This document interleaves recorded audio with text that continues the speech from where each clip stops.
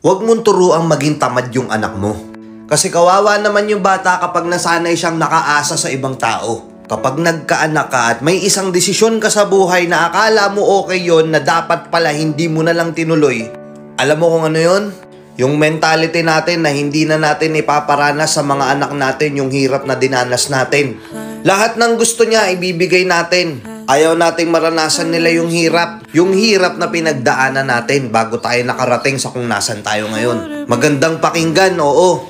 Ayaw mong makaranas ng hirap yung anak mo. Pero mali yun. Tataka ka bakit ang daming lumalaking kabataan ngayon na pa-all kid? Tataka ka ang daming lumalaking kabataan ngayon puro kayabangan lang pero hindi alam kung paano gumawa o paano magsikap. Tataka ka ang daming lumalaking mga kabataan ngayon puro flex, puro yabang na sanay na lang nang ini-spoiled sila. Pero pagalawin mo tamad utusan. Hindi gagalaw kapag hindi mo nabigay yung gusto.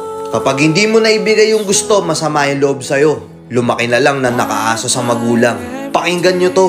Alam ko masakit tong mga sasabihin ko pero sana maintindihan nyo. Alam ko naman bilang parents gusto nating ibigay lahat sa mga anak natin. Alam ko yon. Minsan na rin naramdaman ko yon na gusto ko ibigay lahat sa anak ko. Pero umpisa pa lang naisip ko na, paano pag nasanay na lang siyang umaasa sa akin? Paano pag dumating na siya sa punto ng buhay niya at kailangan niya nang humarap sa realidad, nagkaroon na rin siya ng sarili niyang pamilya pero hindi niya alam anong gagawin. Hindi niya alam paano kumita ng pera. Hindi niya alam yung sakripisyo. Hindi niya alam yung pagod. Hindi niya alam yung hirap. Kasi tinuruan natin siyang makuha lahat ng gusto niya sa isang hiling niya lang. Sinanay natin siya na hindi natin ipaparanas sa kanya yung hirap. Dahil nga magulang tayo, ang gusto lang natin makitang masaya yung mga anak natin, ibinibigay natin lahat pero hindi natin namamalayan habang tumatagal mali pala yun. Panting na tinuro sa akin ng tatay ko, yung tatay ko kasi galing din sa hirap yun eh. Isa to sa pinakamalaking lesson na natanggap ko sa magulang ko. Tatay ko galing sa hirap. Alam niya kung gaano kahirap kumita ng pera, lahat ng diskarte ginawa niya. Mula sa pagsasaka, pangingisda, pagtitinda ng kung ano-ano sa palengke, pagbabarker, magiging parking boy, lahat ng struggle naranasan niya. Hanggang sa naging okay yung buhay niya, gumanda yung buhay niya, yung pangarap niya, natupad niya, naging successful siya. Natatandaan ko, laging sinasabi sa akin ng tatay ko, kapag may isang bagay ka na gustong bilhin, pagsikapan mo, paghirapan mo. Kasi dun mo maiintindihan yung totoong value ng pera eh. Hanggang sa nagkaanak ako, di ako lumapit sa magulang ko.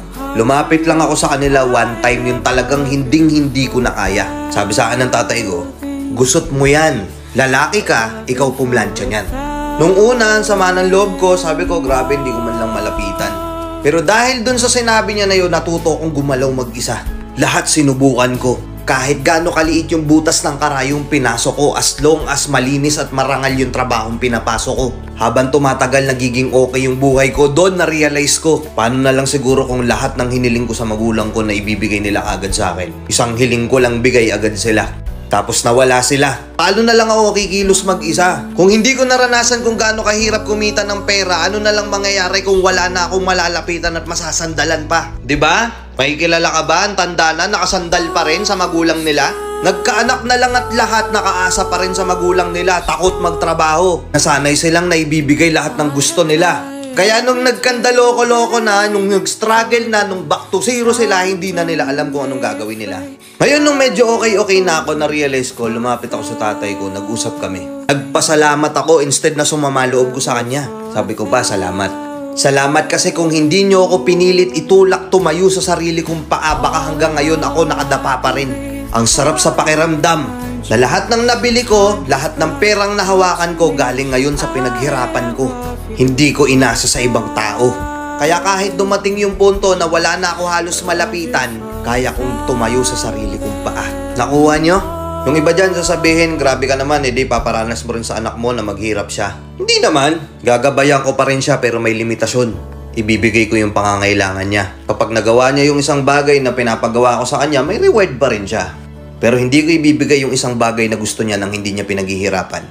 Yung hingi na lang ng hingi. Kasi hindi niya matututunang i-value yung isang bagay kung hindi niya pinaghirapan. Hindi niya papahalagahan yung isang bagay na binigay mo sa kanya kasi hindi niya alam kung ano yung hirap na pinagdaanan mo bago mo mabili o mabigay yung isang bagay na yun para sa kanya. Yung struggle at pagsubok sa buhay kasama yun, kailangan matutunan niya yun. Kasi kung hindi mo tinuturuan yung anak mong makaranas ng hirap, kung hindi mo tinuturuan makadaan sa pagsubok o makaahon sa hirap yung anak mo, isa lang tinuturo mo sa anak mo, tinuturuan mong maging tamad. Kuha. Ayun lang, medyo napakahaba na itong content na to. Pero sana nakaabot kayo dito sa dulo. At kung nakaabot ka dito sa dulo, congrats, may reward ka sa akin sa Pasko. Ah? Let's go and peace out.